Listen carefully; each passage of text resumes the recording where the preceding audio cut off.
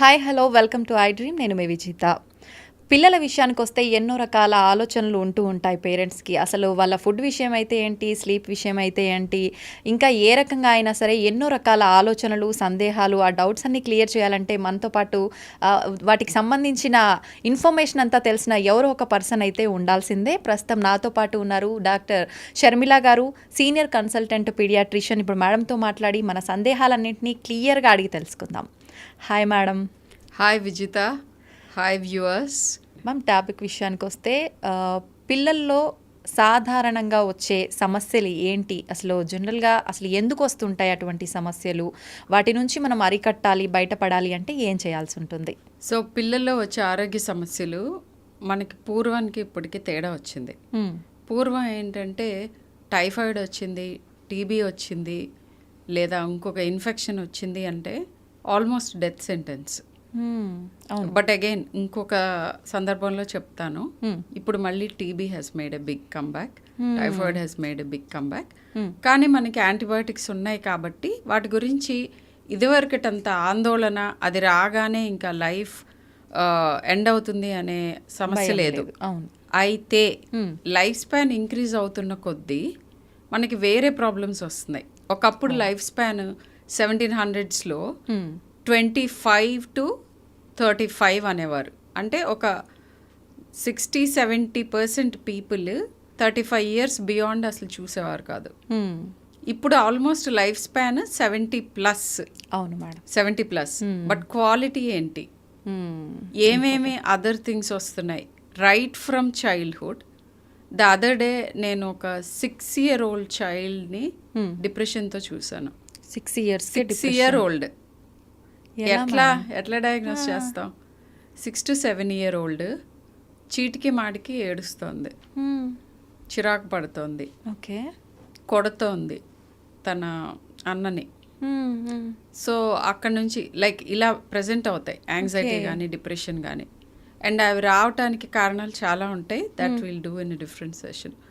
So ఇప్పుడు ప్రపంచాన్ని ఆందోళనకి గురి చేస్తున్న హెల్త్ సమస్య ఏంటంటే మానసిక సమస్యలు. అవి చిన్నతనంలోనూ పెద్దవాళ్ళలోనూ. మానసిక సమస్యలు పిల్లవాళ్ళలో అంటే యాంగ్జైటీ, డిప్రెషన్, సరే బైపోలార్, ఇవి కాకుండా ఆటిజం, ADHD. అవును మ్యామ్, ఇది మెయిన్ చంక్. యాక్చువల్లీ WHO చెప్పింది జస్ట్ కోవిడ్ రాకముందే, నెక్స్ట్ పాండమిక్ అంటే మొత్తం ప్రపంచాన్ని ఎన్గల్ఫ్ చేసే ప్రాబ్లం ఏంటి అని అంటే సైకియాట్రిక్ ఇల్నెసెస్ అని. ఓకే. సో అది నిజం ఉంది, నాకు కనిపిస్తోంది. Every day 1 or 2 people out of 20 న్యూగా డయాగ్నోస్ అవుతున్న ADHD కానీ ఆటిజం కానీ, అండ్ వాటి నుంచి కానీ వాటికి ఇండిపెండెంట్గా కానీ యాంగ్జైటీ అండ్ డిప్రెషన్. టీనేజర్స్లో ప్రాబబ్లీ మనకి వరల్డ్ వైడ్ 1.2 billion టీనేజర్స్ ఉన్నారు. నేను పెద్దగా ఆలోచించకుండా చెప్పగలను 70% ఆఫ్ దెమ్కి సైకియాట్రిక్ ప్రాబ్లమ్స్ ఉంటాయి. 70%, వేరియింగ్ డిగ్రీస్. అంటే డిస్ఫంక్షనల్ అయ్యేవాళ్ళు మేబీ 30% అవ్వచ్చు. బట్ మిగతా 70%లో కూడా అట్లీస్ట్ ఇంకొక 30% సఫర్ అవుతున్నారు. కొంతవరకు వాళ్ళ దాన్ని ఏంటంటే మన డిజబిలిటీ ఇండెక్స్ని పెంచుతోంది. అంటే మన బెస్ట్ మనం చెయ్యకుండా ఆపుతోంది. So psychiatric illness is probably now of great concern. Psychiatry అంటే మామూలుగా జనాలకు ఉండే ఇంప్రెషన్ ఏంటంటే పిచ్చి అని. పిచ్చి కాదు, అన్ని రకాల ఆందోళన సైకియాట్రిక్ ప్రాబ్లమే, డిప్రెస్డ్గా ఉండటము సైకియాట్రిక్ ప్రాబ్లమే, కొన్ని రకాల అటెన్షన్ ఇవ్వలేకపోవటము, ఫోకస్ చేయలేకపోవటం, హైపర్ యాక్టివ్గా ఉండటం, తర్వాత సమయం, సందర్భం, సర్కమ్స్టాన్స్కి తగ్గట్టుగా మనం రియాక్ట్ అవ్వలేకపోవటం, ఇవన్నీ కూడా ప్రాబ్లమ్స్, మానసికమైన ప్రాబ్లమ్స్. ఇవి చాలా ఎక్కువగా పెరుగుతున్నాయి.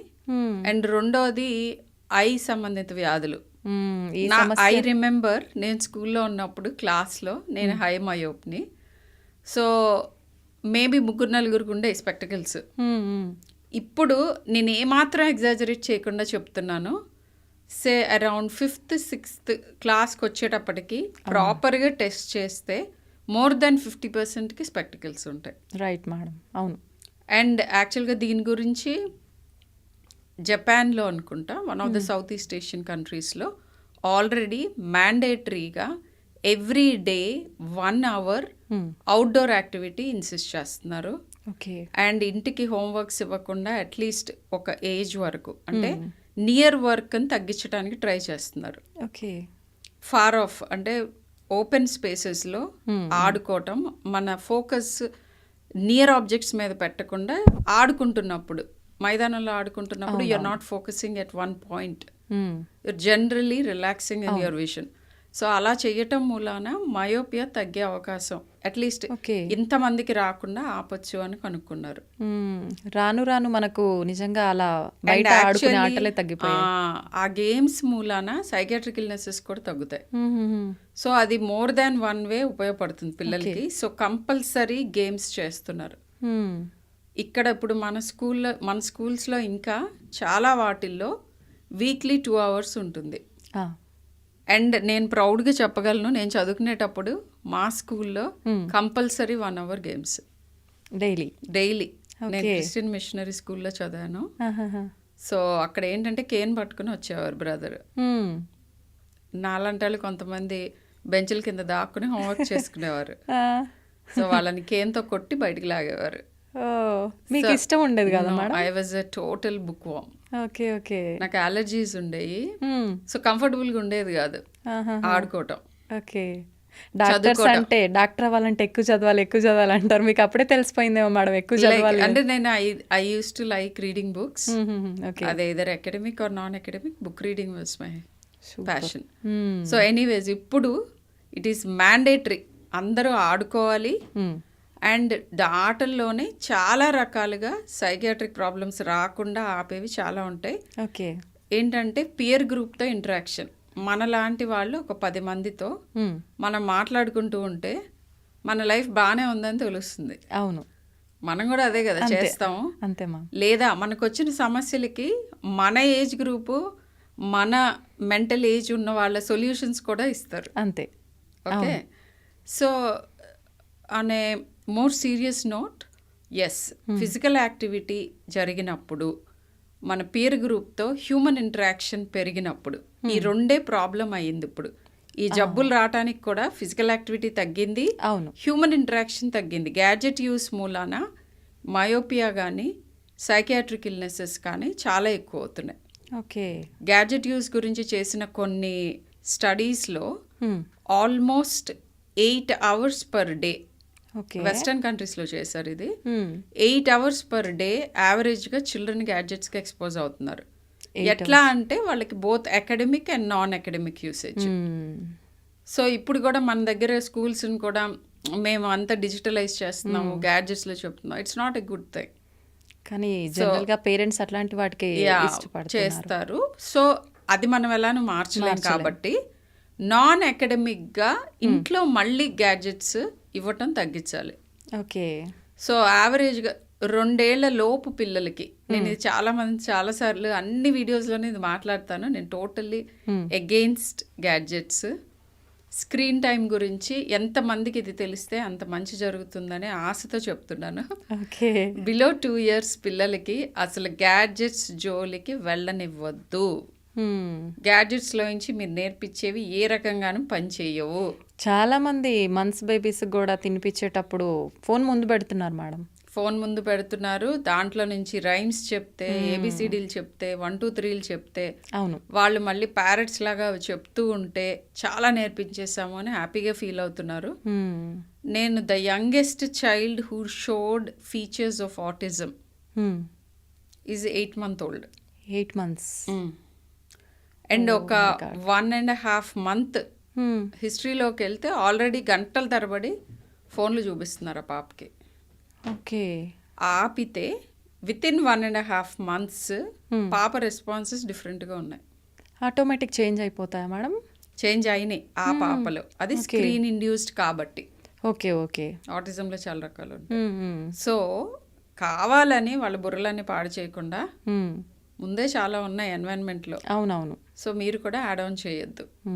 సో ఇప్పుడు సైకియాట్రిక్ ఇల్నెసెస్, ఐ సంబంధిత problems, auto immunity. Okay. So ఇవి మెయిన్గా ప్రపంచాన్ని ఎన్గల్ఫ్ చేస్తున్నాయి. ఇన్ఫెక్షన్స్ కూడా రెసిస్టెంట్ ఇన్ఫెక్షన్స్ వస్తున్నాయి. ఓకే. రెసిస్టెంట్ ఇన్ఫెక్షన్స్ అంటే ఇప్పుడు ట్యూబర్క్లోసిస్ ఉంది, డ్రగ్ రెసిస్టెంట్ ట్యూబర్క్లోసిస్ ఎక్కువైంది. ఓకే. హెచ్ఐవి మూలాన అవ్వచ్చు, లేదా ఇతరత్ర ట్రీట్మెంట్ తీసుకోకుండా హెచ్ఐవి ఉన్నవాళ్ళు లేని వాళ్ళకి, టీబీ వచ్చిన వాళ్ళకి కరెక్ట్గా ట్రీట్మెంట్ తీసుకోకుండా వాటిల్లో ఆ బగ్స్ రెసిస్టెన్స్, యూజువల్ మందులన్నిటికీ రెసిస్టెన్స్ వచ్చింది. ఓకే. సో ఇలానే ఇన్ఫెక్షన్స్ కూడా ఇంకా సిగ్నిఫికెంట్గా ఇండియాలో ఇంపార్టెంటే, ప్రాబ్లం కాజ్ చేసేవి. కానీ వెస్టర్న్ వరల్డ్ లాగానే మనకు కూడా సైకియాట్రిక్ ఇల్నెసెస్ ఎక్కువైనాయి. మేడం, మీరు ఇప్పుడు చెప్పిన వాటన్నిటితో పాటు ఖచ్చితంగా ఫుడ్ కూడా ఇంపార్టెంట్. ఫుడ్ విషయానికి వస్తే చాలా మందిలో ఈ మధ్య కాలంలో నాన్ వెజ్ ఫుడ్ తీసుకుంటే బెటరా, వెజ్ ఫుడ్ తీసుకుంటే బెటరా అని చెప్పి, నిజంగా రెండిట్లో ఏది బెటర్ అంటారు మేడం? ఇది చాలా complex and difficult question, but I think నేను సింపుల్గా ఆన్సర్ చేయడానికి ట్రై చేస్తాను. Okay ma'am. ఫుడ్ ఏదైనా కూడా, అది వెజిటేరియన్ సోర్స్ అయినా నాన్ వెజిటేరియన్ సోర్స్ అయినా, ప్రతిదానికి మనం మెయింటైన్ చేయాల్సింది బ్యాలెన్స్. ఓకే. కంప్లీట్గా వెజిటేరియన్ ఫుడ్ తింటూ ఓకే అన్నీ సాధించవచ్చు. Right from a very fit body okay to a fit mind and health. Okay. అయితే ఓన్లీ నాన్ వెజిటేరియన్ ఫుడ్ తిని అలా సాధించలేం. ఓకే. కానీ ఓన్లీ నాన్ వెజిటేరియన్ ఫుడ్ నాకు తెలిసి ఓన్లీ యానిమల్స్, ప్రాబబ్లీ కొన్ని యానిమల్స్ తింటేమో, కానీ హ్యూమన్ బీయింగ్స్ ఎవరు తినరు. అవును అవును మ్యామ్. ఓకే. సో మిగతా వాళ్ళందరూ మిక్స్డ్ డైట్ తీసుకుంటారు, అది చాలా వరకు. అయితే మోతాదులు ఎంత? ఇప్పుడు చూస్తున్నాను పిల్లల్లో చాలామంది అసలు నోట్లో వెజిటేబుల్స్ పెట్టుకోరు. వెజిటేరియన్ ఫుడ్ అంటే వాళ్ళ డైట్లో ఉన్నది రైస్, చపాతీలే, అంతే. ఇంకంతే. అంటే ఒట్టి కార్బ్స్, మేజర్గా కార్బ్స్. ఇక వెజిటేరియన్ ఫుడ్లో ఉన్న సుపీరియారిటీ దేంట్లో నుంచి ఉంటుంది, నాన్ వెజిటేరియన్ ఫుడ్లో ఏది మంచిది చెప్తాను. Okay ma'am. So proteins, carbohydrates, fats, minerals and vitamins మనకి మెయిన్గా అవి, అండ్ డైరీ. ఓకే. సో ఇది మన ఫుడ్ కాంపోజిషన్. సో వీటిల్లో ప్రోటీన్స్ అనేది నాన్ వెజిటేరియన్ ప్రోటీన్స్ లో ఈజీగా వెరైటీ ఆఫ్ ఎమినో యాసిడ్స్ని తెచ్చుకోవచ్చు. ఓకే. కానీ నాన్ వెజిటేరియన్ ప్రోటీన్స్తో పాటు నాన్ వెజిటేరియన్ ఫుడ్లో ఫ్యాట్ కంటెంట్ ఎక్కువ ఉంటుంది. పర్టికులర్లీ రెడ్ మీట్ తినకూడదు. రెడ్ మీట్ అంటే mutton. Okay. So non vegetarian ఫుడ్లో ఏవి మంచివి అని అంటే top on the list fish వస్తుంది. ఓకే. తర్వాత చికెన్, తర్వాత మిగతావి. ఓకే. అండ్ అంటే ఎగ్ని మనం సెపరేట్గా తీసుకుంటే egg is good. Okay. Okay. కానీ నెంబర్ ఆఫ్ గ్రామ్స్ ఎంత కావాలి ఇవి క్యాలిక్యులేట్ చేసుకోవాలి. ఓకే. చాలామంది నాన్ వెజ్ ఫుడ్ అని అంటే యూజువల్గా ఇండియాలో ఏం చేస్తారంటే ఒక 3-4 pieces, average size pieces, lot of rice. అవును. That is how they eat. And మధ్యలో గ్రేవీ. సో ఇలా కాదు. చిన్నప్పటి నుంచి ఎలా అలవాటు చేయాలంటే రైస్ ఎంత, చపాతీలు ఎన్ని అనేవి మనకి ఫిక్స్డ్ ఉంటుంది క్వాంటిటీ. ఒక స్మాల్ కప్ అని ఏజ్ వైజ్గా ఉంటుంది. పీడియాట్రిక్స్లో చెప్పడం కష్టం. 1 year old ఎంత తినాలి, 10 year old ఎంత తినాలి అంటే చాలా డిఫరెంట్గా ఉంటుంది. ఓకే. అన్లైక్ అడల్ట్స్ అందరూ ఆల్మోస్ట్ అంతే, ఒక స్మాల్ కప్ ఆఫ్ రైస్ ఉంటుంది. సో మీ ఏజ్ రిలేటెడ్గా మీరు తెలుసుకోవచ్చు ఈజ్ చైల్డ్కి. అది కాన్స్టెంట్ ఉంచుకొని అంతే ఉంటుంది. అండ్ దానికంటే ఎక్కువ తక్కువ నీడ్ బేస్డ్గా కొద్దిగా ఒక 25% less or more or maybe skip చేస్తాను అంటే ఇవి స్కిప్ చేయమని పిల్లల్ని. ఓకే. కర్రీస్ కంపల్సరీ ఇన్సిస్ట్ చేయాలి. ఓకే. నాన్ వెజ్ ప్రతి పూట తినచ్చు కావాలంటే. Okay. But quantity is important. ఎన్ని గ్రాములు చికెన్ తినాలి అది తెలుసుకోవాలి, నెంబర్ 1. రెండోది ఇంకా ఇంపార్టెంట్ది, ప్రతి మీల్లోనూ వెజిటబుల్స్ ఉండాలి. ఓకే. అది 3 రకాలుగా తినచ్చు. ఒకటి రాగా సాలడ్స్ లాగా తినచ్చు. సాలడ్స్ మన ఇండియాలో దొరికే మామూలు వెజిటబుల్స్తో కూడా సాలడ్స్ చేసుకోవచ్చు. కీరా దోసకాయ, క్యారెట్, టొమాటో, ఉల్లిపాయ, ఆనియన్, ఇవి రాగా ప్రాపర్గా క్లీన్ చేసి తినచ్చు. ఇది కంపల్సరీ ప్రతి మీల్లోనూ పిల్లలకి అలవాటు చేయండి. ఓకే. జస్ట్ బీట్రూట్, వీటిల్లో ఏదో ఒకటి boiled peas, green peas, green peas వీటిల్లో కార్న్, ఇవన్నీ మనకి ఈజీగా దొరుకుతాయి. అవును మ్యామ్. పాలకూర వెల్ వాష్డ్ అండ్ ఇది sorted. తర్వాత క్యాబేజ్ క్యాబేజ్ తినలేము రాగా చాలా మంది, సో లెటూస్ అని ఉంటుంది దాని కౌంటర్ పార్ట్, క్యాబేజ్ లాంటిది, ఓకే అలాంటివి తినచ్చు. ఓకే. ఇది కాకుండా బ్రాకోలీ, బెల్ పెప్పర్స్, వీటన్నిటితోటి ఏమీ చేయక్కర్లేదు, వీటిని జస్ట్ రాగా తినచ్చు. ఓకే. లేదా సెమీ బాయిల్డ్గా తినచ్చు. ఓకే. బీన్స్, క్యారెట్, బ్రాకోలీ ఆబ్వియస్గా కొంచెం సెమీ బాయిల్ చేయాలి, కంప్లీట్ రా తినలేము. అవును. వాష్ చేసి రా. ఇవి ప్రతి మీల్లోనూ ఫస్ట్ ఇవి పెట్టండి. ఇవి తిన్న తర్వాత ఇవ్వండి వాళ్ళకి కావాల్సింది. అసలు ముందు వాటి పేర్లు చెప్పగానే చూపియగానే పిల్లలు వద్దు అని పారిపోతారు కదా. నేను చెప్పిన ఈ ఎంటైర్ గ్రూప్ లో ఒక 8-9 చెప్పాను. అవును మ్యామ్. డెఫినెట్ గా ఏదో ఒకటన్నా తింటారు. చిన్నప్పుడే అలవాటు చేయాలి అవి. అవును. ఓకే. అరౌండ్ 2 years ఏజ్ అట్లా. ఎలా అలవాటు చేయాలంటే మనం తింటూ ఇవ్వాలి. Okay. Like I use to say, ప్రతి దానికి set an example. Okay. Okay. Onion తినే ఇష్టపడే వాళ్ళకి ఇది నచ్చని వాళ్ళకి కుక్డ్ వెజిటబుల్స్. ఓకే. ఆర్ ఐడియల్గా ఎలా తినాలి అని అంటే కొద్దిగా సాలడ్, కొద్దిగా కుక్డ్ వెజిటబుల్. ఎందుకంటే ఈ రా ఫామ్లో అన్ని వెజిటబుల్స్ తినలా. అవును. అండ్ వెజిటబుల్స్లో నేను కొన్ని తింటాను అంటే అసలు యాక్చువల్గా అది ఐడియా ఏంటి, రకరకాలు ఎందుకు తినాలి అంటే బెండకాయలో ఉండే మినరల్, రిచ్గా ఉండే మినరల్ బీరకాయలో ఉండదు. బీరకాయలో రిచ్గా ఉండే మినరల్ దొండకాయలో ఉండదు. సో సైక్లింగ్, ఒకరోజు బెండకాయ తింటే ఒకరోజు బీరకాయ తిని ఒకరోజు బ్యాలెన్స్ చేయడానికి. సో ఇలానే ఈ సాలడ్ ఫామ్లో ఉన్నాయి కూడా little bit of everything, or at least వీటిల్లో అట్లీస్ట్ ఒకటో రెండో ఈజీగా తింటారు. అవును మ్యామ్. సో ట్రై చేస్తూ ఉండాలి చాలా రిలెంట్లెస్గా, ఒక సంవత్సరం పాటు మళ్ళీ ఇస్తూ ఉంటే వీటిల్లో కుక్డ్ కానీ రా కానీ ఏదో ఒకటి తిని తీరాలి అని ఒక రూల్ పెట్టాలి. సో అది vegetable. Okay. And next the other important plant based food is fruit. So fruits కూడా ఇలానే అనమాట, చాలా ఉంటాయి ఫ్రూట్స్. ఏదో ఒక fruit everyday once or twice. Ideal is to eat 2 helpings అంటారు, లేకపోతే 1 big fruit once a day at least. ఇవి మ్యాండేటరీ చేసేయాలి. ఆకలి వేస్తుంది, suppose your child likes something, ఇష్టం లేని ఫస్ట్ ఇవ్వండి. I know it's very difficult. అవును. అండ్ పేరెంట్స్కి అది హార్ట్లెస్గా అనిపిస్తుంది.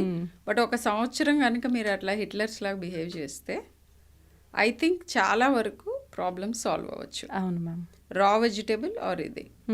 సో వెజిటేబుల్స్లో coming back to it, fat content తక్కువ ఉంటుంది. ఓకే.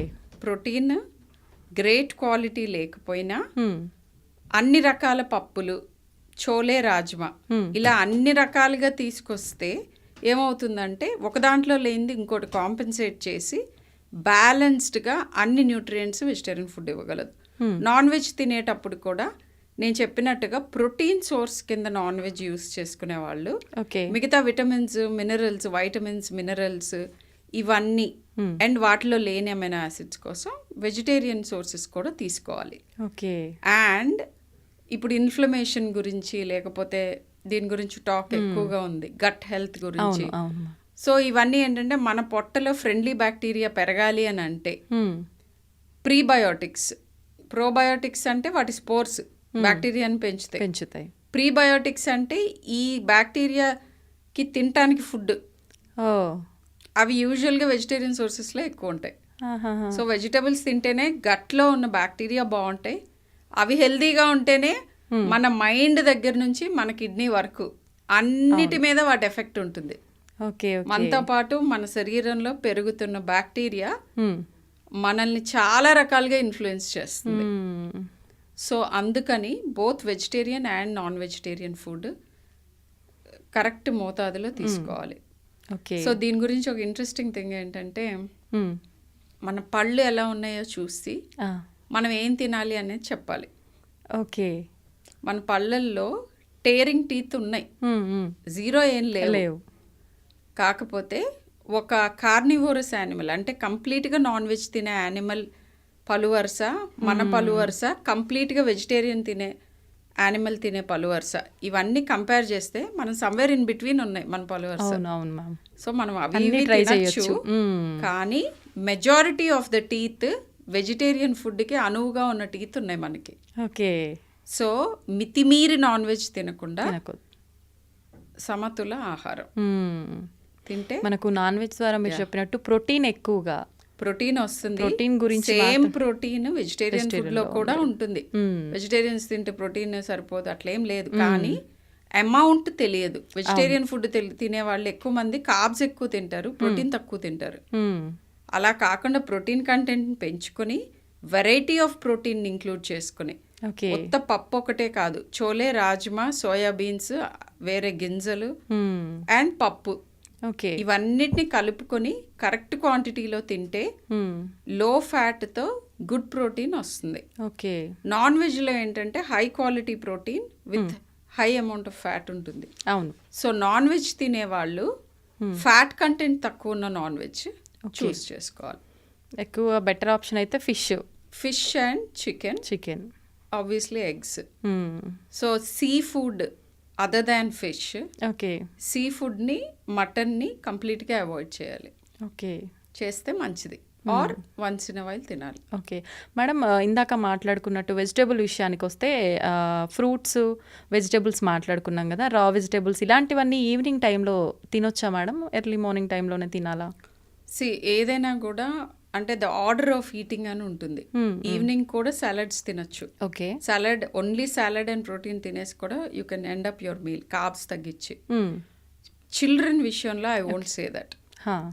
చిల్డ్రన్ లో అన్ని తినచ్చు. పెద్దవాళ్ళు కూడా కార్బ్స్ తినాలి, ప్రపోర్షన్ వేరీ అవుతుంది, కానీ ఆల్మోస్ట్ మనకి సే అరౌండ్ 40% కార్బ్స్ ఉండాలి, 30% ఫ్యాట్స్, 30% ప్రోటీన్స్ అట్లా తినాలి. అంటే నేను చాలా గ్రాస్ గా చెప్తున్నాను, ఇది అందరికీ ఇదే వర్తిస్తుంది. సాలడ్స్ మీల్ బిగినింగ్ లో తినమంటారు. అండ్ స్వీట్ ఏదన్నా తింటున్నప్పుడు sweet dish along with big meal at the end little bit, and అదే మీల్లో మీరు తింటున్న కార్బ్స్ ని కట్ చేయాలి. మీరు ఫుల్గా ఫుడ్ అంతా తిన్న తర్వాత నాకు స్వీట్ క్రేవింగ్ ఉందని స్వీట్ కూడా తిని అన్ని తింటే మీరు స్వీట్ తింటున్నప్పుడు కొంతవరకు కార్బ్స్ కట్ చేయండి, అది షుగర్ కదా. సో మీరు ఈ సాలడ్తో పాటు ప్రోటీన్తో పాటు కొద్దిగా స్వీట్ తిన్నప్పుడు మీ బ్లడ్ షుగర్ అంత స్టీప్గా ఫాస్ట్గా జొయ్యమంటే అట్లా లేవకుండా, ఇన్సులిన్ లెవెల్స్ని పీక్ చేయకుండా అన్నిటితో కలిపి తిన్నప్పుడు అంత ఎక్కువగా ఎఫెక్ట్ ఉండదు. అది ఎప్పుడు మోతాదులో తింటే అంతే. అన్ని పోర్షన్స్ ఎంతెంత అనేది, portion size is very important either for weight loss or for weight gain. Okay madam. Madam, ఫుడ్తో పాటు నిద్ర కూడా ఇంపార్టెంట్. ఇప్పుడు ఏ సమస్య, హెల్త్ ఇష్యూ ఏదొచ్చినా డాక్టర్స్ దగ్గరికి వెళ్తే ఆబ్వియస్లీ మీకు ఫుడ్, డైట్ ఇంపార్టెంట్, దాంతోపాటు స్లీప్ ఇంపార్టెంట్. మీకు స్లీప్ కరెక్ట్గా ఉందా అని అడుగుతుంటారు. నిజంగా అంత మెయిన్ రోల్ పోషిస్తుందా madam sleep? Sleep, exercise, food, ఈ మూడు మనకి చాలా important. Physical activity, food and sleep. వీటిల్లో టాప్ ఈ స్లీప్. తర్వాతే ఫుడ్, తర్వాత exercise, top sleep. And very ఎంత ఇంపార్టెంట్ అని అంటే స్లీప్ లేని స్టేట్ ఒకటి మనం తీసుకురాగలిగితే ఎవరికన్నా దే కెన్ డై. అంత ఇంపార్టెంట్. సో మీకు I do not no, like ప్రిజనర్స్ని వాళ్ళని స్లీప్లెస్నెస్కి గురి చేస్తారు 3rd డిగ్రీ అంటే. అది ఎంత అంటే అంత చిత్రవద అనమాట మన బాడీస్కి. నిజంగా నరకమే మేడం. అంతే కదా. సో యూజువల్గా ఏమవుతుందంటే మనుషులు కంప్లీట్గా స్లీప్ డిప్రైవేషన్ ఎవరికి వాళ్ళు కాజ్ చేసుకోలేరు. అవును, నిద్రపోతారు. మీరు కూర్చునో, నుంచునో, పడుకునో, పల్టీ కొట్టో నిద్రపోతారు. అంతే. సో 2 weeks, 2 to 3 weeks కనుక స్లీప్ విపరీతంగా డిప్రైవ్ అయితే it can lead to death. Of course, I mean, it won't happen to anyone. But there is a disorder, familial insomnia. దాంట్లో 8 months to 24 months లోపల ఆ డిజార్డర్తో పుట్టిన వాళ్ళు చనిపోతారు. వాళ్ళకి నిద్ర ఉండదు, చనిపోతారు. సో స్లీప్ అంత ఇంపార్టెంట్. స్లీప్ అంత ఇంపార్టెంట్. స్లీప్లో అగైన్ స్లీప్ ఎలా ఉంటాయి? స్లీప్ అంటే క్వాంటిటీ ఒకటి, క్వాలిటీ ఒకటి. ఆ! రెండు important. Good quality sleep for enough number of hours. Okay. నాకు చాలా మందికి ఐ థింక్ అనుమానం, what is the right quantity of sleep అని ప్రతి ఒక్కరిలో ఉంది మేడం ఈ డౌట్. ఉంది కదా. సో యావరేజ్గా ప్రతి చైల్డ్కి ప్రతి ఏజ్కి డిఫరెంట్గా ఉంటుంది. ఓకే. అండ్ అడల్ట్కి చూస్తే చాలా మంది అనుకున్నట్టుగా 6 hours చాలు ఈజ్ నాట్ రైట్. యావరేజ్గా 7 to 9 hours, 7 to 9. Minimum is 7 hours sleep. Okay. అంటే చాలా స్టడీస్ జరిగినాయి ఇట్లా ప్రతి ఒక్కరికి. అంటే 7 hours పడుకోని వాళ్ళందరికీ ఏవో జబ్బులు ఉన్నట్టు కాదు. యావరేజ్గా మోస్ట్ పీపుల్కి మినిమం 7 hours స్లీప్ అవసరం. ఓకే. ఎందుకని అని అంటే మనకి స్లీప్లో సైక్లింగ్ ఉంటుంది. 2 రకాల స్లీప్ ఉంటుంది మనకు మేజర్గా. Rapid eye movement sleep, non rapid eye movement sleep, NREM sleep అని అంటాం. ఓకే. NREM స్లీప్లోనే స్లో వేవ్ స్లీప్ అంటాం. ఆ స్లో వేవ్ స్లీప్ ఏదైతే phase 4 ఆఫ్ NREM స్లీప్, అది డీపెస్ట్ స్లీప్. ఓకే. అంటే మనల్ని మనం మనకు మర్చిపోయి కుదిపినా నిద్రపోతాం. కానీ లేవట్లేదురా అంటారు. అవునవును. సో అది that is the deepest form of okay. Sleep. And ఆ sleep as you grow older తగ్గిపోతుంది. దాని అవసరము తగ్గుతుంది, దాని మోతాదు తగ్గుతుంది. ఓకే. ఆ స్లీప్లో గ్రోత్, డెవలప్మెంట్ బాగా అవుతాయి. అండ్ స్లీప్ అసలు ఎందుకు ఇంపార్టెంట్ అని అంటే, మనం డే టైం చేస్తున్న పనులన్నిటికీ జరుగుతున్న డ్యామేజ్ని కరెక్ట్ చేసుకోవటానికి, జరుగుతున్న మంచిని కన్సాలిడేట్ చేసుకోవటానికి, ఏదైతే పిల్లలు నేర్చుకుంటారో అది లాంగ్ టర్మ్ మెమరీలోకి సర్దుకుంటుంది బ్రెయిన్. ఓకే, ఇది అనవసరమైంది పడేయి, మన హార్డ్ డిస్క్ అంతా నీట్గా చేసుకుంటుంది అనమాట. ఇది ఈ ఒక వేల ఇన్ఫ్లుయెన్సెస్, వేల థింగ్స్ని మనం గ్రాస్ప్ చేస్తూ ఉంటాం తెలియకుండానే, చూపుతో, విని, టచ్ చేసి, స్మెల్ చేసి, మన సెన్స్ ఆర్గన్స్ అన్నిటితోటి. సో వాటన్నిటిలోనూ మనకు అవసరం వచ్చేవేవి, అవసరం రానివేవి, వాటన్నిటి సెగ్రిగేట్ చేసుకుని నీట్గా కబర్డ్స్ అన్నిటిని సర్దుకుంటుంది బ్రెయిన్. ఓకే. అండ్ ఈ ప్రాసెస్లో డే టైం అంతా మనం చేసుకున్న హానిని ఫస్ట్ రిపేర్ చేసుకుంటుంది. ఓకే. రిపరేటివ్ ప్రాసెస్ అంతా, హీలింగ్ అంతా జరుగుతుంది. And most importantly, particularly for children, growth hormone secreted maximum in sleep. Sleep పీరియడ్స్లో, ఎక్సర్సైజ్ పీరియడ్స్లో గ్రోత్ హార్మోన్ పీక్స్ వస్తాయి. ఏ ఏజ్ వరకు మేడం ఇది? గ్రోత్ ఉన్నంత కాలం, that's like till 18-21. Okay. So and ఈ చాలా మానసిక రుగ్మతలు కి స్లీప్కి లింక్ ఉంది. ఓకే. నార్మల్గా ఏమీ ప్రాబ్లం, జెనెటిక్గా ఏం ప్రాబ్లం లేని వాళ్ళకి కూడా స్లీప్ గురించి కనుక మనం జాగ్రత్త తీసుకోపోతే వాళ్ళకు కూడా యాంగ్జైటీ, డిప్రెషన్ ఇవన్నీ ఎక్కువ మోతాదులో కలిగే అవకాశం ఉంటుంది. ఓకే. సో ఇప్పుడు particularly sleep problems are going to be the most important problems in future. కాకపోతే స్లీప్ ఏంటంటే ఇట్ ఈస్ రిలేటెడ్ టు మన ఫిజికల్ యాక్టివిటీ, మన ఫుడ్, మన ఫిజికల్ హెల్త్, మెంటల్ హెల్త్, ఇవన్నీ సరిగ్గా ఉంటే తప్ప స్లీప్ సరిగ్గా ఉండదు. సో అది ఇండికేటర్ అనమాట. అసలు మన హెల్త్ బాగుంది, ఎవరన్నా శుభ్రంగా నిద్రపోతున్నారు, లేచిన వెంటనే ఫ్రెష్ ఉన్నారు అంటే 90% వాళ్ళకి హెల్తీ పీపుల్ అనమాట. సింపుల్ అది. సో ఊబకాయం ఉన్నా, లేదా మరీ ఫుడ్ సరిగ్గా తీసుకోకపోయినా, మెంటల్ హెల్త్ యాంగ్జైటీ ఉన్నా, డిప్రెషన్ ఉన్నా, ఇన్ఫెక్షన్స్ ఉన్నా, ఏవున్నా కానీ స్లీప్ డిస్ట్రప్షన్ ఉంటుంది. ఓకే. అండ్ ఇంపార్టెంట్ ఏంటంటే 7 hours మినిమం ఎందుకు ఉండాలి అని అన్నానంటే, ఈ రెమ్ NREM సైకిల్స్ ఒక 90 నిమిషాలు అట్లా ఉంటాయి each cycle. REM first NREM స్లీప్లోకి వెళ్తాం, తర్వాత రెమ్ స్లీప్లోకి వస్తుంది. ఓకే. ఫస్ట్ వచ్చే రెమ్ స్లీప్ ఒక 90 నిమిషాలు ఉంటుంది, తర్వాత రెమ్ స్లీప్ డ్యూరేషన్ తగ్గుతూ ఉంటుంది. డీపెస్ట్ స్లీప్ మనకి somewhere in the middle of the night, maybe around 2 o'clock అట్లా వస్తుంది. అవునవును. అండ్ స్లీప్ మూలాన మన బాడీలో ఉన్న సర్కేడియన్ రిథమ్ అని ఉంటుంది.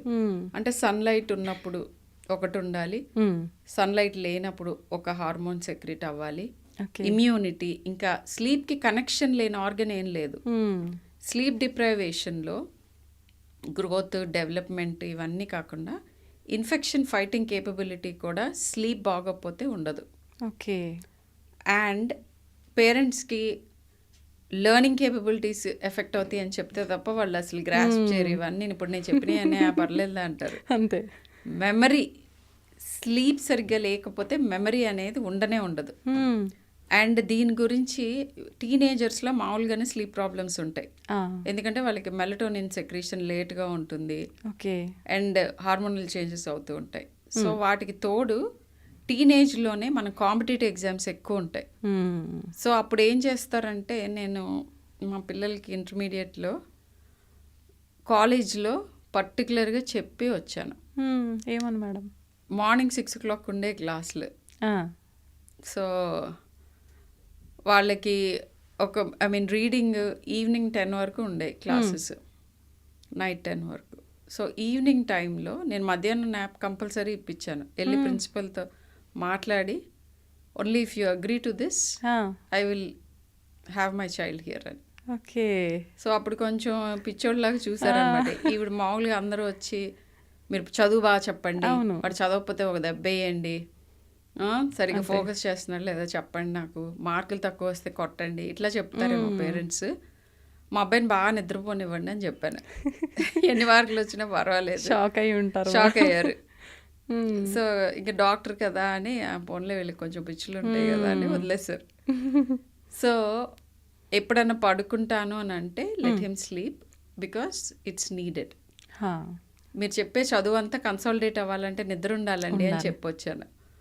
సో అలా అందుకని పిల్లలందరి కోసం చెప్తున్నాను, మెలకువనున్న టైంలో చదివింది సరిపోతుంది.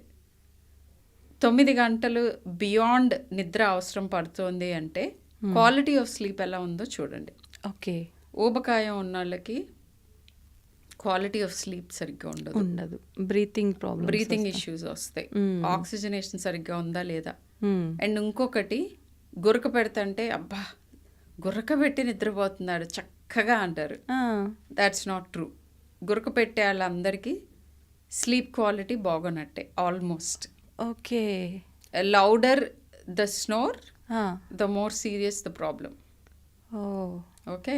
అది సింపుల్ ఊబకాయం వలన అవ్వచ్చు, లేదా obstructive sleep apnoea because of tonsils, adenoids, ఇంకా వేరే డివియేటెడ్ నేసల్ సెప్టమ్ సివియర్గా ఉండటం, అలర్జీస్ ఉండటం, ఇట్లా ఒక 10-12 కండిషన్స్ ఉంటాయి. So sleep quality important, quantity కూడా ఇంపార్టెంటే.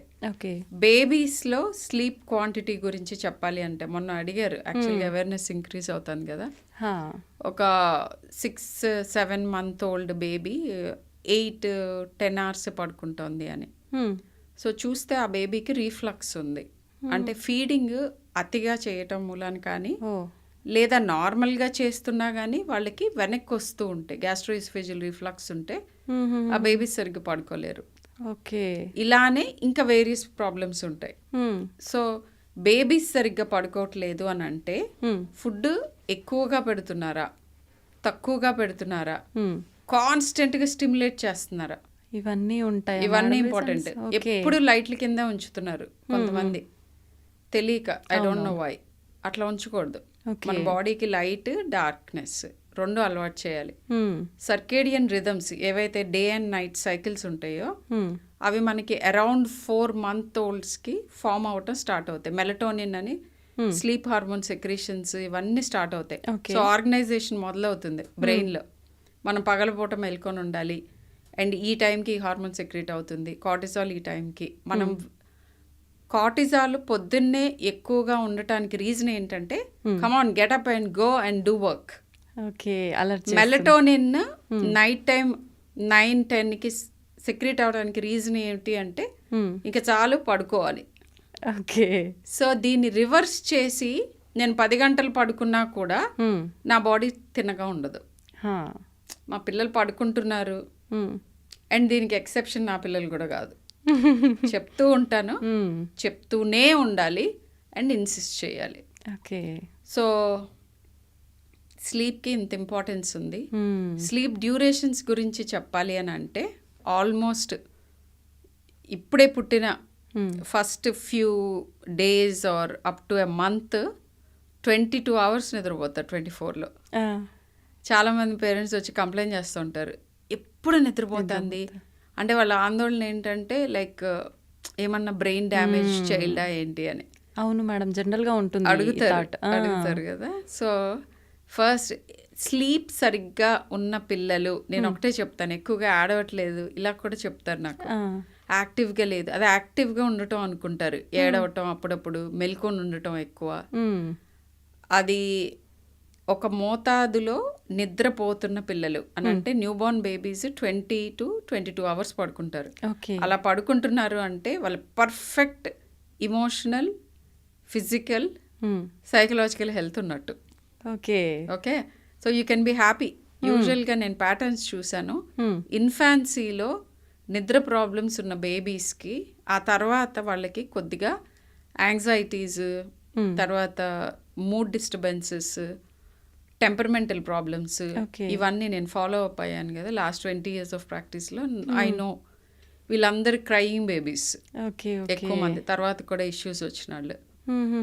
ఫస్ట్ ఇన్ఫాన్సీ అంతా చక్కగా పాలు తాగి పడుకొని కొద్ది మంచి టెంపర్మెంట్తో ఉన్న వాళ్ళకి ఆ తర్వాత కూడా దే డూ వెల్. కానీ మనమంతా రివర్స్గా ఆలోచిస్తాం, వీళ్ళకే హెల్త్ ఇష్యూస్ ఉన్నాయేమో ఏమైనా అని అనుకుంటారు. సో అలా మొదలు పెడితే 4 months 10 months అట్లా వచ్చేటప్పటికి ఆల్మోస్ట్ లైక్ యావరేజ్గా పిల్లలకి ఆ 22 hours దగ్గర నుంచి 10 yearsకి వచ్చేటప్పటికి, ఒక 2 yearsకి వచ్చేటప్పటికి 10 to 12 hoursకి వచ్చేస్తుంది. ఓకే, ఆ తర్వాత ఇంకా తగ్గుతుంది, అరౌండ్ 10 hours 8 to 10 hoursకి వస్తుంది. టీనేజర్స్లో కూడా 8 to 10 hours కావాలి. వాళ్ళు లేట్గా పడుకుంటారు కాబట్టి లేట్గా లేవటానికి ఇష్టపడతారు. సో అది దానికి విరుగుడు ఏంటంటే you have to make them be physically active in the evening. 4 to 6 మధ్యలో ట్రెమెండస్గా ఫిజికల్ యాక్టివిటీ చేసే వాళ్ళకి స్లీప్ ప్రాబ్లమ్స్ తగ్గుతాయి. బాడీ అలసిపోయిన 6 తర్వాత ఉండకూడదు, 6 తర్వాత చేయకూడదు, 6:30 తర్వాత don't try to do gym. పెద్దవాళ్ళకి కూడా ఇది ఉపయోగపడుతుంది. అండ్ పిల్లల్ని అతిగా స్టిమ్యులేటరీ యాక్టివిటీస్ చేయకూడదు. పడుకునే ముందు వార్మ్ బాత్ డెఫినెట్గా అది స్లీప్ని, అది scientifically proven, it does good for you. తర్వాత మొనోటనస్ యాక్టివిటీ, స్టిమ్యులేటరీ, ఇప్పుడు వెనకాల బ్యాక్ లిట్ స్క్రీన్స్ కానీ అలాంటివి కాకుండా పుస్తకాలు పట్టుకోగానే నిద్ర వస్తుంది అంటారు, అదే బెటర్ ఆప్షన్ అది. అంతే, పుస్తకాలు పట్టుకోపించడం. అక్కడ వరకు తీసుకెళ్ళడమే పెద్ద టాస్క్. పుస్తకాలు అందరూ ఇంట్లో గ్యాడ్జెట్స్ అన్నీ ఆఫ్ చేసి అందరూ పుస్తకాలు పట్టుకొని ఒకళ్ళతో ఒకళ్ళు పట్టుకొని మంచిగా. అండ్ ఇప్పుడు కొత్తగా వైట్ నాయిస్ అని వస్తుంది, అది కూడా it is known to induce sleep. బేబీస్కి కానీ ఎవరికైనా కూడా. Good temperature of the room, light తగ్గించాలి. బ్యాక్గ్రౌండ్ ఇల్లంతా నాయిజీగా ఎవడ పనులు చేసుకుంటే వాళ్ళని పడుకోమంటే పడుకోరు. అవునవును, కంప్లీట్గా స్టిమ్యులేషన్ తగ్గించేసి. ఓకే, అందరూ ఆ టైంకి పడుకునేటట్టుగా ప్లాన్ చేస్తే ఆటోమేటిక్గా పిల్లలైనా పెద్దవాళ్ళైనా పడుకోవచ్చు. స్లీప్ చాలా మంది, కొంతమంది మొత్తం అంటే లైట్స్ అన్నీ ఆఫ్ చేసుకొని చీకట్లో పడుకుంటారు, కొంతమంది బెడ్ లైట్స్ ఉంటాయి. ఏది కరెక్ట్ మేడం అసలు నిజంగా? అది that's very individual variation. Minimize light as much. కంప్లీట్గా చీకటిగా మీకు నిద్ర పడుతుంది, ఎవరు అపోజ్ చేయట్లేదంటే దట్ ఈస్ ద బెస్ట్. కానీ యూజువల్గా ఏంటంటే when you get in to sleep, చాలా మందికి they don't want complete zero light. అందుకని ముఖం మీద పడకుండా ఎక్కడో ఒక చోట కాస్త అంతే. అండ్ యాక్సిడెంట్స్ అవ్వకుండా ఉంటాయి, ఒకళ్ళ మీద ఒకళ్ళు పడతాం, లేచినప్పుడు కాళ్ళు దనుకొని, ఇట్లాంటివన్నీ అవ్వకూడదని ఒక డిమ్ లైట్ అంటాం అంతే. ఓకే మేడం, నైట్ కరెక్ట్గా ఇప్పుడు మీరు అన్నంత అవర్స్ స్లీప్ సరిపోలేదు అంటే దాన్ని డే టైంలో బ్యాలెన్స్ చేయొచ్చు అంటారా? పర్వాలేదు అది కూడా? Mid afternoon naps, power naps, somewhere between 30 minutes to 45 minutes, less than an hour పడుకోవాలి ఎవరైనా కానీ day time. It should not be long sleep. ఇంకొకటి కామన్గా వచ్చే క్వశ్చన్ ఏంటంటే, మేము వీకెండ్స్ పడుకుని కాంపెన్సేట్ చేసుకుంటున్నాం అంటారు చాలా మంది అడల్ట్స్. కాంపెన్సేషన్, స్లీప్ డిప్రైవేషన్ అవ్వకుండా ఉండాలంటే compensation 24 to maximum of 48 hours లోపు జరగాలి డిప్రైవేషన్కి. అంతేగాని వారం అంతా 4 గంటలు నిద్రపోయి సాటర్డే సండే నేను 12 గంటలు నిద్రపోయి total number of hours correct అవుతుందంటే that's a myth. It won't in any way help you. In fact మన స్లీప్ వేక్ సైకిల్స్ +or-1 అంటే డిస్క్రిప్షన్ అది మాక్సిమం ఆఫ్ +or-1 అవర్స్లో ఉండాలి రోజు, కాన్స్టెంట్గా ఉండాలి. Okay okay. అంటే ఇప్పుడు మనం రోజు 6:30కి 7కి లేస్తూ ఉంటే on a holiday maximum of 8:39, 2 hours like not 12 o'clock. So ఇది ఇలా ఉంటేనే అది good quality, good sleep hygiene అంటారు. కరెక్ట్గా అంటే అవర్స్ బ్యాలెన్స్ చేయాలంటే నైట్ పర్టికులర్ ఈ టైంకే పడుకోవాలి, మార్నింగ్ ఈ టైంకే లేవాలి. అప్పుడు మనకి ఉంది అట్లా. ఎందుకంటే మనకి మెలటోనిన్ అని స్లీప్ ఇండ్యూసింగ్ హార్మోన్ ఉంటుంది. ఓకే. అది ఆర్టిఫిషియల్ లైట్స్కి ఈవెన్ న్యాచురల్ లైట్కి అది సరిగ్గా సెక్రీట్ అవ్వదు. ఓకే. సరే, న్యాచురల్ లైట్ మనకి సూర్యుడు అస్తమించగానే పోతుంది. అవును. కానీ మనం ఈ లైట్స్ వేసుకుని అది సెక్రీట్ అవ్వకుండా ఆపుతున్నాం. ఓకే. సో అందుకని స్లీప్ ప్రాబ్లమ్స్ ఎక్కువ అవుతాయి. So dim light, darkness and right time. ఇప్పుడు యాక్చువల్గా మెలటోనిన్ ఒక క్రమంలో సెక్రీట్ అవుతుంది మనకి బాడీలో. అది న్యాచురల్గా 9ంటికి మీరు ఏం చేసినా సెక్రీట్ అవుతుంది. మీరు ఆపుకుని స్లీప్ కూర్చుంటే ఆ తర్వాత getting in to sleep problem అవుతుంది. ఓకే. ఆ నైస్ పీరియడ్, ఆ 9 to 10 మధ్యలో, 8 to 10 మధ్యలో is the good time to fall asleep. అది తప్పితే బియాండ్ 11 కనుక మీరు వెళ్తే falling asleep itself will be a problem. Okay okay. Or లేకపోతే సరిపడా స్లీప్ సరిపోక మీరు వేకింగ్ అప్ సేమ్ టైంకి వేకింగ్ అప్ ఉంటుంది. ఎందుకంటే రొటీన్స్ ఉంటాయి. సో అట్లా రోజు కొద్దిగా అప్పులోకి వెళ్ళిపోతుంది బాడీ, స్లీప్ అప్పులోకి, స్లీప్ డిప్రైవేషన్ డెఫిసిట్స్లోకి. వీటికి క్రానిక్గా ప్రాబ్లమ్స్ వస్తాయి. అప్పుడు మన బాడీలో సెక్రీట్ అవుతున్న కెమికల్స్ మొత్తాన్ని ఆల్టర్ చేసేస్తుంది. సో హ్యాపీనెస్ హార్మోన్స్ ఇవన్నీ కూడా చేంజ్ అయిపోతాయి. అందుకనే యాంగ్జైటీ అండ్ డిప్రెషన్ వస్తుంది. ఓకే. అనుకుంటారు చాలా మంది, అంటే మేము రోజు ఇట్లా చేస్తున్నాం, మాకేం అవ్వలేదు, మేము బాగానే ఉన్నాం కదా అని చెప్పి. చాలా మంది కాఫీ అండ్ టీతో మెల్కొని ఉంటారు. అవును ma'am. Those are artificial stimulants. అవి మెడికేషన్స్ అడిక్టివ్ మెడికేషన్స్. సో అవి లేకుండా, సపోజ్ కాఫీ టీలు లేకుండా మీరు ఎంతసేపు యాక్టివ్గా ఉండగలరు అనేది మీ actual activity level. Okay. So ఏమవుతుందంటే మనకి యూజువల్గా స్లీప్లో ఇంకా most important thing, sleep is linked to Alzheimer's disease. Alzheimer's అంటే మతిమరుపు వచ్చి మొత్తం కంప్లీట్గా ఎడినోసిన్ అనేది ఒకటి మనకి డే టైం అంతా తిరుగుతాము ఇవన్నీ చేస్తున్నప్పుడు బ్రెయిన్లో ఎడినోసిన్ బ్యాకప్ ఎక్కువ అక్యుములేట్ అవుతుంది. ఓకే. దాన్ని మెల్లగా ఒక చీపురు తీసుకుని ఊడ్చుకుంటుంది బ్రెయిన్. తీసేస్తే మనము రికవర్ అవుతూ ఉంటాం. సో యాక్చువల్గా కాఫీ టీ వాటి ప్రొడక్షన్ కొంచెం తగ్గించిన మన స్లీప్ వేక్ సైకిల్స్ని డిస్టర్బ్ చేస్తాయి. అందుకే ఆఫ్టర్ 4 o'clock స్టిమ్యులెంట్స్ ఏమీ తీసుకోకూడదు. స్టిమ్యులెంట్స్ అంటే కాఫీ, టీ, కోక్, కెఫీన్ ఉన్నవి, స్మోకింగ్, ఇవన్నీ స్టిమ్యులెంట్స్. ఇవేవి మీరు తీసుకున్నా అవి మన స్లీప్ సైకిల్ని డిస్టర్బ్ చేస్తాయి. సో స్లీప్ ప్రాబ్లమ్స్ ఉన్న వాళ్ళకి ఫస్ట్ ఏమంటామంటే మీ కాఫీ టీ అమౌంట్ తగ్గించేసేయండి, నెంబర్ ఆఫ్ టైమ్స్ తగ్గించండి. మీరు తీసుకున్నది ఏదైనా కానీ బిఫోర్ 4 ఫినిష్ చేయండి. ఓకే. సో అట్లా అనమాట. సో పిల్లల్లో నేను చాలా సర్ప్రైజ్ అయ్యాను, కొంతమంది పిల్లలకు కూడా ఇస్తున్నారు కాఫీ టీ. సో పాలు ఇస్తే తాగరని చెప్పి కాఫీ టీ ఇస్తున్నారు, ఏదో రూపంగా తాగుతారు కదా అని చెప్పి. అది ఎందుకు పనికిరాదు. ఇన్ఫాక్ట్ అది bad thing. Anything that is addictive, it's a drug, it should not be given. సరే, నేను అడల్ట్స్ గురించి I won't talk too much, but పిల్లలకి మాత్రం ప్లీజ్ ఇవ్వకండి. ఓకే. అడల్ట్స్లో కూడా ఒక సర్టెన్ అమౌంట్ మించి కాఫీ టీ తాగే వాళ్ళకి హెల్త్ ప్రాబ్లమ్స్ డెఫినెట్గా వస్తాయి. ఓకే. అసలు అంటే జనరల్గా ఎన్ని కప్ ఆఫ్ కాఫీ కానీ టీ కానీ తాగొచ్చు మేడం డైలీ? ఎంఎల్లో చెప్తూ ఉంటారు. ఐ థింక్ నాకు తెలిసి అడల్ట్స్కి it should not be beyond 100 ml. 100 to 150 ml max per day. Okay. So అది మీరు ఒకసారిగా తాగుతారా, లేకపోతే కొంచెం కొద్దిగా 25 ml అంటే ఏముంది, చాలా తక్కువ.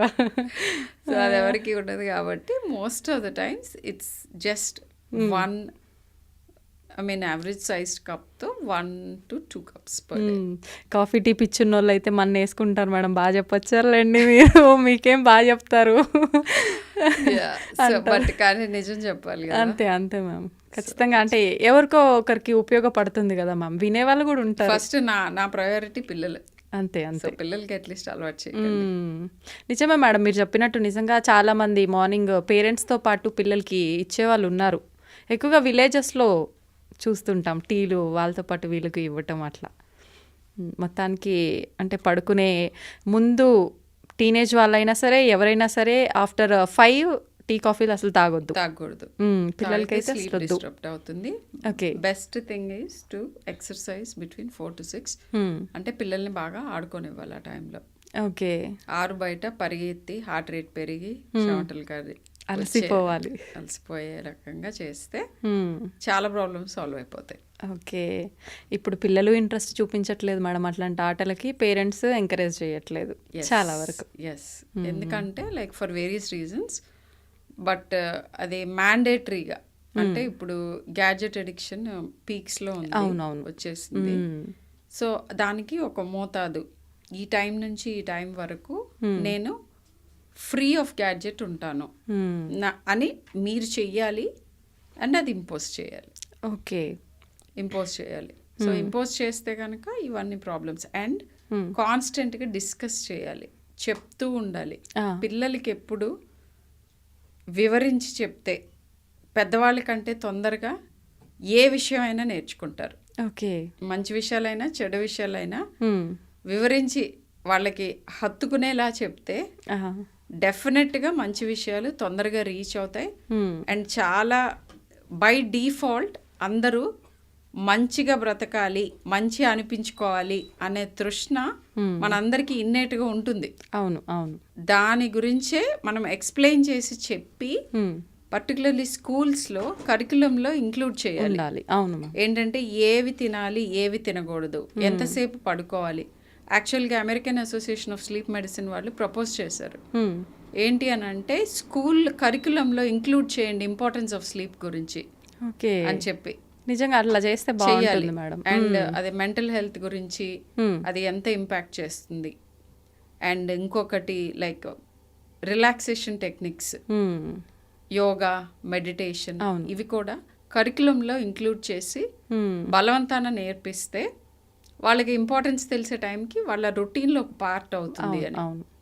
సో ఇవన్నీ ఇంపార్టెంట్ మేడం. యోగా, మెడిటేషన్ అన్నారు, వాళ్ళకి అలవాటు చేయాలి పిల్లలకి. నిజంగా వాటి వల్ల అంత మార్పు ఉంటుందంటారా? చాలా. ఎంత మార్పు ఉంటుందంటే ఇప్పుడు మన ఏన్షియంట్ స్కిల్స్ ఇవి, ఇండియన్వి, ఈస్టర్న్వి, ఇంకా చెప్పాలంటే ఇండియన్ ఒక్కటే కాదు, బుద్ధిజం వీటన్నిటిలో కూడా ఉంది. సో వీటిని ఇప్పుడు పేటెంట్ చేసుకుందామని చూస్తున్నారు వెస్టర్న్ వరల్డ్. విపరీతంగా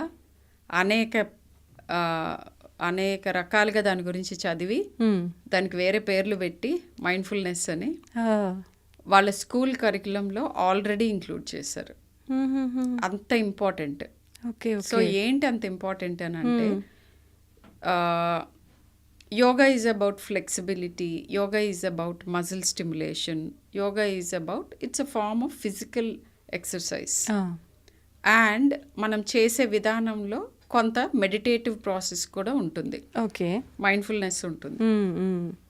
ప్యూర్గా మెడిటేషన్ గురించి అండ్ వేరియస్ అదర్ థింగ్స్, మన ట్రెడిషనల్ థింగ్స్ చెప్పాలి అని అంటే యాక్చువల్గా అవన్నీ మన పారాసింపథెటిక్ సిస్టమ్ని స్టిమ్యులేట్ చేస్తాయి. మనకి 2 సిస్టమ్స్ ఉన్నాయి బాడీలో, అండ్ అవి ఒకదాంతో ఒకటి ఇంటరాక్ట్ అవుతూ ఒకటి ఎక్కువ తక్కువ అట్లా అవుతూ బ్యాలెన్స్ చేసుకుంటాయి. ఆటోనామిక్ నర్వస్ సిస్టమ్ అంటాం. Okay, so fight, flight, fright అది సింపథెటిక్ నర్వస్ సిస్టమ్, అంటే మన ప్రొటెక్టివ్ మెకానిజమ్స్ అనమాట. ఏదన్నా ప్రాబ్లం వచ్చినప్పుడు ఇమీడియట్గా మనం కాపాడుకోవటానికి అండ్ క్విక్గా సొల్యూషన్ కనుక్కోవటానికి సింపథెటిక్ నర్వస్ సిస్టమ్ ఉంటుంది. పరిగెత్తి పారిపోవటానికి, ఫైట్ చేసి డిఫెండ్ చేసుకోవటానికి. సో అదనమాట. భయపడితే దాని నుంచి దూరంగా జరుగుతాం కదా. So all these are for defending our cells ఎవల్యూషనల్గా. ఈ సింపథెటిక్ నర్వస్ సిస్టమే మనని కిక్ చేస్తూ ఉంటుంది డే టైం అంతా. And most of the time మనం చేసే పనులన్నీ వాటి చుట్టూ తిరుగుతూ ఉంటాయి సర్వైవల్కి. అయితే పారాసింపథెటిక్ సిస్టమ్ ఏంటంటే దాన్ని బ్యాలెన్స్ చేస్తుంది, ఆపోజిట్. దాంట్లో కామ్నెస్, జాయ్, హీలింగ్ ఇవన్నీ జరుగుతాయి. ఓకే. సో మెడిటేషన్, యోగా ఈ ప్రక్రియలు ఇంకా చాలా ఉన్నాయి ఇలాంటివి. వీటన్నిటిలోనూ స్టిమ్యులేట్ అయ్యేది పారాసింపథెటిక్ సిస్టమ్. ఓకే. ఇది సైంటిఫిక్గా ప్రూవెన్ థింగ్, సైంటిఫిక్ బేసిస్ ఇది. ఓకే. ఓకే. సో ఆ యోగ నిద్ర, యోగ ముద్ర, లేకపోతే ఈ మెడిటేషన్ ఇవన్నిటిలోనూ మన పారాసింపథెటిక్ సిస్టమ్ స్టిమ్యులేట్ అవుతుంది. అండ్ మీరు వినుంటారు చాలామంది, అథ్లీట్స్కి చాలా హార్ట్ రేట్స్ బేసల్గా తక్కువ ఉంటాయి. ఓకే. ఎందుకంటే చాలా ఇయర్స్ ఆఫ్ రన్నింగ్ అండ్ అవునవును కార్డియాక్ యాక్టివిటీతో కార్డియాక్ మజిల్లో వచ్చే చేంజెస్ ఇంకా వేరియస్ అదర్ థింగ్స్ మూలాన ఈ పారాసింపథెటిక్ సిస్టమ్ టేక్ ఓవర్ చేసి వాళ్ళకి heart rate, basal heart rate స్లోగా ఉంటాయి. ఓకే. సో అది ఎన్నో ఏళ్ళు, ఇట్స్ ఆల్మోస్ట్ లైక్ తపస్సు లాగా అనమాట. ఏదన్నా ఫోకస్డ్గా యాక్టివిటీ గంటల కొద్దీ, ఏళ్ల కొద్దీ చేస్తే అదే తపస్సు, అంతే కదా. అవును మేడం. సో అలా స్టిమ్యులేట్ అయ్యేదే parasympathetic system. And very interesting thing about meditation ఏంటంటే, మెడిటేషన్లో రకరకాలు ఉంటాయి. ఒక డెఫినిషన్ లాగా చెప్పాలి అని అంటే, మెడిటేషన్లో ఒక పర్టికులర్ ఇమేజ్ని మైండ్లో ఫోకస్ చేయటం, లేదా ఒక పర్టికులర్ మంత్రం or chant or name or voice or సౌండ్ని రికరెంట్గా చేయటం, లేదా వేరే ఇంకా కొన్ని మెడిటేషన్స్లో సెల్ఫ్ అవేర్నెస్ అంటే మన బ్రీతింగ్ మీద ఫోకస్ చేయటం, మన మజిల్ రిలాక్సేషన్ మీద ఫోకస్ చేయటం, ఇట్లా ఏదో ఒకటి being more aware and seeing inward and being conscious about the moment అంటాం. That is what meditation is about. Okay. ఈ ప్రక్రియలో పారాసింపథెటిక్ సిస్టమ్ స్టిమ్యులేట్ అవుతుంది. ఓకే. ఓకే. అయ్యి నేను చెప్పిన వాట్ ఎవర్ స్లీప్లో జరిగే రిపేర్ ఇవన్నీ ఫిజికల్గా హీలింగ్ జరగటమే కాకుండా మెంటల్గా it will make you a different person. Because ఒక 3 న్యూరో ట్రాన్స్మిటర్స్ ఉన్నాయి మనకి. ఈ పర్టికులర్గా మెడిటేషన్లో స్టడీ చేసినవి. Okay. Dopamine, serotonin and GABA అని ఉంటుంది. ఇవి మనకి బ్రెయిన్లో సెక్రీట్ అవుతాయి. ఓకే. గాబా సెక్రీషన్ కామ్నెస్ని ఇస్తుంది. సెరోటోనిన్ అంటే మంచిగా కామ్గా, హాయిగా, హ్యాపీగా, స్టేబుల్గా, స్థితప్రజ్ఞత. సో సెరోటోనిన్ ఏమో జాయ్ ఇస్తుంది, డోపమిన్ ఏమో ప్లెజర్ ఇస్తుంది. ప్లెజర్ అంటే అది మొమెంటరీ థింగ్, అంటే ఏదైనా మనం పని చేయగానే మనకి హ్యాపీనెస్ ఇట్లా బర్స్ట్ వస్తుంది కదా. ఒక అర సర్దుకోగానే, లేకపోతే ఒక టాస్క్ ఫుల్ఫిల్ అవగానే వి గెట్ సర్టన్ జాయ్. అవును. That is we get certain pleasure. So serotonin ఏంటంటే అది కొంచెం మోర్ లాంగ్ లాస్టింగ్ థింగ్. ఎవరినైనా హెల్ప్ చేసినప్పుడు, మంచి హ్యూమెన్గా బిహేవ్ చేసినప్పుడు, వేరే వాళ్ళ లైఫ్ని మనం ఇంపాక్ట్ చేసామని, వాళ్ళకి ఏదో ఒక రకంగా మనం ఉపయోగపడ్డామని కానీ వాళ్ళు కృతజ్ఞత చూపిస్తే మనకు వచ్చే జాయ్ సెరోటోనిన్. ఓకే. సో ఈ మూడిటిని పెంచుతుంది మెడిటేషన్. కామ్నెస్, ప్లెజర్, హ్యాపీనెస్, ఈ 3 హార్మోన్స్ని కూడా పెంచుతుంది. ఓకే. అండ్ యాంగ్జైటీ రెస్పాన్స్ ఇవన్నీ కూడా బ్లంట్ డౌన్ చేస్తుంది. మన గురించి మనం ఎక్కువ ఫోకస్ చేసి మన లైఫ్లో జరుగుతున్న విషయాలు చాలా వరకు మనలో నుంచే ఉత్పన్నం అవుతున్నాయి. అవతలని బ్లేమ్ చేయటం మానేసి మనల్ని మనం ఎట్లా చేంజ్ చేసుకోవాలి అనే ఒక సెల్ఫ్ అవేర్నెస్ని క్రియేట్ చేస్తుంది. అండ్ మన జాయ్ని మనము మ్యానుఫ్యాక్చర్ చేసుకోవటం నేర్పిస్తుంది. అలా ఉన్న వాళ్ళ చుట్టూ ఉన్న వాళ్ళు కూడా బెనిఫిట్ అయ్యి, అంటే మీరు ఎప్పుడు జాయ్ఫుల్గా ఉన్నారు అనుకోండి, మీ చుట్టూతో వాళ్ళందరికీ హ్యాపీగా అనిపిస్తుంది కదా. వాళ్ళు ఎలాంటి వాళ్ళైనా అందరికీ జాయ్ఫుల్ పీపుల్ దగ్గర ఉండాలనిపిస్తుంది. సో తెలియకుండానే మీ చుట్టూ ప్రపంచాన్ని కూడా మీరు ఇంపాక్ట్ చేస్తారు. అవును మేడం. ఇన్ని రకాలుగా మంచిది కాబట్టి స్కూల్ లెవెల్లోనే మెడిటేషన్ టీచ్ చేస్తే, మా స్కూల్లో టీచ్ చేసేవారు. ఏంటి వీళ్ళు ఎంతసేపు తెలిసేది కదా, అంటే ఇవన్నీ చెప్పరు కదా. సో ఎక్స్ప్లెయిన్ చేసినా ఐ డోంట్ థింక్ ఆ ఏజ్ లో అర్థం అవుతుందని but make it mandatory. Just breathing exercises ఇట్లాంటివి చెప్తే okay. As they go on and on డెఫినెట్గా they will realise the importance and they will get tune to it. So నేను చెప్పినట్టుగా sleep ప్రాబ్లమ్స్కి వాటికి కూడా చాలా ఉపయోగపడుతుంది. కామ్ డౌన్ చేస్తుంది. కామ్ డౌన్ చేసి బాడీని స్లోగా నిద్రలోకి తీసుకువెళ్తుంది. ఓకే. సో కంపల్సరీ మెడిటేట్ చేయటం ఇవన్నీ కూడా స్లీప్లెస్నెస్కి ఉపయోగపడతాయి. యాంగ్జైటీ, ఇన్ఫ్యాక్ట్ దీని గురించి ఇంటిగ్రేటివ్ మెడిసిన్ జర్నల్స్లో చాలా చోట్ల వాళ్ళు యాంగ్జైటీ డిప్రెషన్ ఉన్న వాళ్ళకి, మందులతో హీల్ అయిన వాళ్ళకి, మందులు లేకుండా ఈ మెడిటేషన్ చేసిన వాళ్ళకి, అసలు మెడిటేషన్ మందులు లేకుండా ఉన్న వాళ్ళకి, ఇట్లా కంపారిటివ్ స్టడీస్ చాలా చేస్తే ఓకే, మైల్డ్ డిగ్రీస్లో ఉన్న వాళ్ళకి చాలామందికి మెడిసిన్ ఇస్తే ఎంత ఎఫెక్ట్ వచ్చిందో మెడిటేషన్ కంపల్సరీ ఇంత డ్యూరేషన్ ఇంత రెగ్యులర్గా చేసిన వాళ్ళకి కూడా ఆల్మోస్ట్ అంత ఎఫెక్ట్ వచ్చింది. బెటర్ కదా మేడం. అట్లా అని మెడిసిన్స్ మానేయకుండా డాక్టర్ సజెస్ట్ చేస్తే ఇది ఇంక్లూడ్ చేస్తే డెఫినెట్గా డోసేజ్ తగ్గుతుంది. అండ్ బాగా లో డోస్లో ఉన్న వాళ్ళకి maybe they'll go off medicines. Okay. Physical exercise and meditation so అంత గ్రేట్ ఎఫెక్ట్స్ ఉంటాయి మన హెల్త్ మీద. అందరూ దీనిపైన ఫోకస్ చేయాలి కంపల్సరీ. అవును, మ్యాండేటరీ చేయాలి. అవును, స్కూల్స్లో ప్రతి ఒక్కరు చెప్తుంటారు కానీ జనరల్గా డాక్టర్స్ ఖచ్చితంగా ఒక 1 hour ఫిజికల్ యాక్టివిటీ ఉండాలి లైఫ్లో అని. కంపల్సరీ. ఇక్కడ నుంచి విన్నామా ఇక్కడ నుంచి వదిలేసామా అన్నట్టు అయిపోతుంది కానీ చాలా వరకు ఎవరు పాటించారు. చాలా మంది హెల్త్ ప్రాబ్లమ్స్కి సొల్యూషన్ కరెక్టింగ్ యువర్ స్లీప్. నేను కరెక్టింగ్ యువర్ స్లీప్ అని చెప్తాను ఎందుకంటే నాకు తెలుసు స్లీప్ కరెక్ట్ చేయాలంటే ఒక 10 కరెక్ట్ చేసుకోవాలి మన డైలీ రొటీన్లో. అవును అవును మేడం. తర్వాత వాళ్ళు వచ్చి అడుగుతారు స్లీప్ ఎలా కరెక్ట్ చేసుకోవాలి అన్నప్పుడు చెప్తాను. అంతే, అంటే టైమింగ్స్ వాళ్ళ షెడ్యూల్ కూడా కరెక్ట్గా సెట్ అవ్వదు. ప్రయారిటైజింగ్ అంటాం. మన దేశ ప్రధానికి, అమెరికా దేశ ప్రెసిడెంట్కి టైం దొరుకుతుంది ఎక్సెస్ చేయడానికి. Okay, that speaks. Okay. So అందరికీ టైం ఉంటుంది, వాటిని ఫస్ట్ పెట్టాలి, మిగతావన్నీ తర్వాత పెట్టాలి. నిజమే మేడం, నిజంగా హెల్త్కి మించింది ఇంకోటి లేదు. వీటన్నిటి వల్ల హెల్త్ బాగుంటుంది అది ఎప్పుడు తెలుస్తుంది అంటే మోస్ట్ పీపుల్కి పోయిన తర్వాత.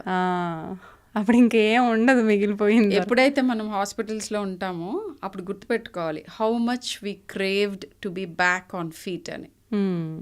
ఫీట్ మీదకి వచ్చిన తర్వాత కూడా అది మాటికి గుర్తు తెచ్చుకుంటూ మెయింటైన్ చేసుకోవాలి. అనుకోవడం తప్ప పాటించడం ఉండదు. అప్పటికైనా